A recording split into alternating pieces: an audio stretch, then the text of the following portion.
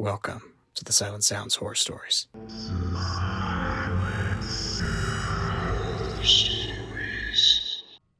used to work as a janitor for about 3 years during my late 20s. The worst part was that it was at my old high school. Seeing my old teachers made me lower my head in shame as they tried to remember where they knew me from.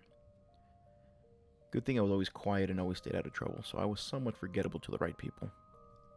What they didn't know was that it was a side job. As I finished college, I was going for my master's business degree to be able to open and operate my own business. But I digress. I used to hate that school when I attended, and now as a janitor at night, I hated it even more. My first week there, all the forgotten quote-unquote ghost stories I heard throughout the grapevine came flooding back as I moved classroom to classroom grabbing the bags out of the garbage cans. It was about 8:15 in the evening and I was almost done taking the garbage when this feeling of dread came over me. I heard somebody sneeze from outside the classroom and down the hall. I walked out and looked down the empty hallway to still find the doors closed with their appropriate lights turned off. I brushed it off as quickly as possible as I neared the theater wing.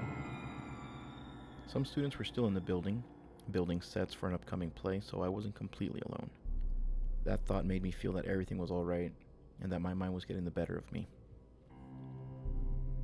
I continued to do my usual rounds of responsibilities, which up next was mopping the entire first floor of this wing I found myself in. As I began to fill up the mop bucket with soap and water, a thought occurred. Well, more of a question. How did I know any of the students were even still here? They had no reason to come tell me when they left, and I had no way of knowing when they would call it quits. This time that feeling of dread came back, but this time much slower, which made it even worse because it gave my mind time to think of unreal scenarios. As the water reached its max capacity, I turned it off, and loud and clear I heard, "Bless you." My heart skipped every other beat. I heard the thumping of my heart in my ears. My hairs on my arms stood up as every inch of me told me to go and look both ways, but my own feet wouldn't move. I was only able to mutter the question as bravely as I could. "Is anybody there?" Of course, no answer.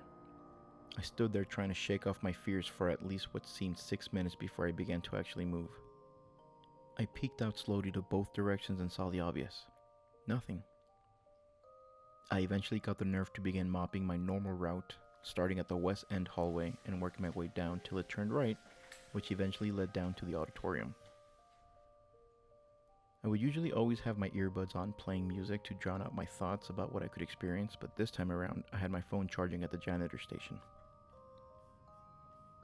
I quickly got a rhythm going, and the sounds in the empty hallway were that of the initial splash, the movement of the mop, and the ring of the mop head. I was about halfway through the hallway when I heard another noise. Somebody was unlocking a locker, so at first, I couldn't quite put an image to the sound, but the more I listened, the more I realized it was the sounds of books being thrown into the small space, the slam of the locker door, followed by the click of the combination lock.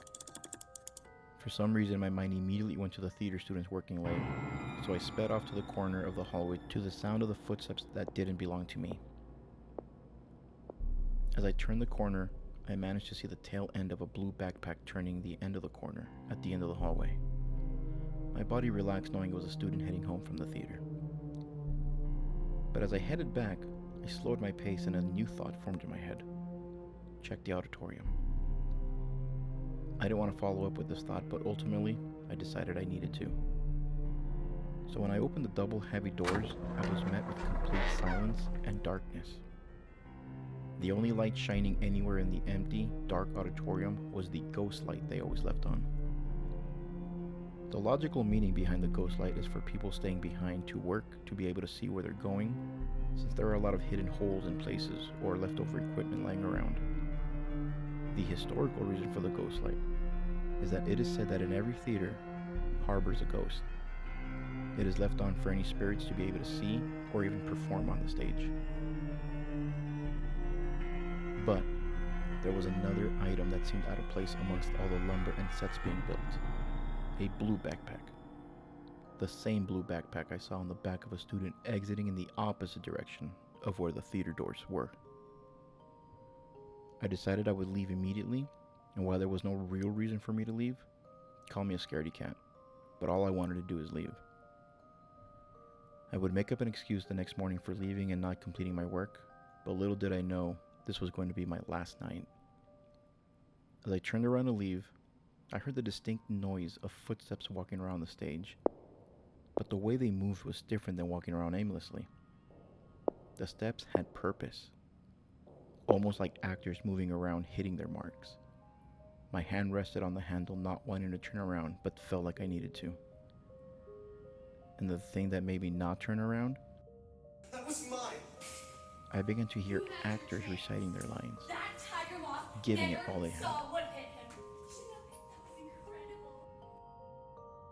I never returned to that school again, and I've never told this story to anyone. It might not have been as scary as one might have assumed, but it's one thing hearing this, and one thing actually being there.